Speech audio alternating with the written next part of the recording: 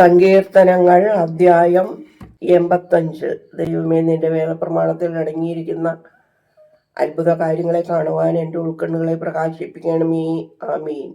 ബലവാനായ ദൈവം തമ്പുരാനെ, നിന്നിൽ ആശ്രയിക്കുന്ന മനുഷ്യൻ ഭാഗ്യവാൻ. കർത്താവേ, നീ നിന്റെ ദേശത്തോട് ഇഷ്ടപ്പെട്ടു.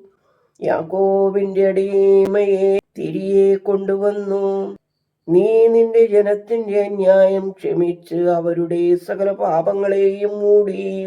നീ നിന്റെ സകല കോപത്തെയും നീക്കിക്കളയുകയും നിന്റെ ഉഗ്രകോപത്തെ മാറ്റുകയും ചെയ്തു.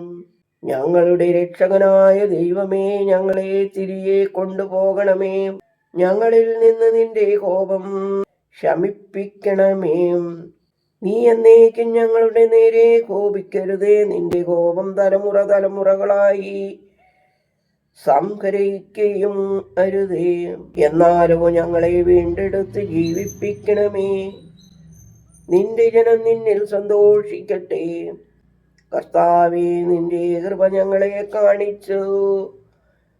നിന്റെ രക്ഷ ഞങ്ങൾക്ക് നൽകണമേ. ഞങ്ങളുടെ ദൈവമായ കർത്താവ് പറയുന്നത് ഞങ്ങൾ കേൾക്കും. അവർ പിന്തിരിയാതിരിപ്പാൻ താൻ തന്റെ ജനത്തോടും തന്റെ നീതിമാന്മാരോടും സമാധാനം സംസാരിക്കുന്നു. തന്നെ ഭയപ്പെടുന്നവർക്ക് തന്റെ രക്ഷ സമീപമാകുന്നു. താൻ തന്റെ ബഹുമാനം നമ്മുടെ ദേശത്ത് വസിക്കുമാറാക്കും. കൃപയും സത്യവും എതിരേറ്റ് പുണ്യവും സമാധാനവും ചുംബിക്കും. ശ്വാസം ഭൂമിയിൽ നിന്ന് മുളയ്ക്കും. നീതി സ്വർഗത്തിൽ നിന്ന് സൂക്ഷിച്ചു നോക്കി.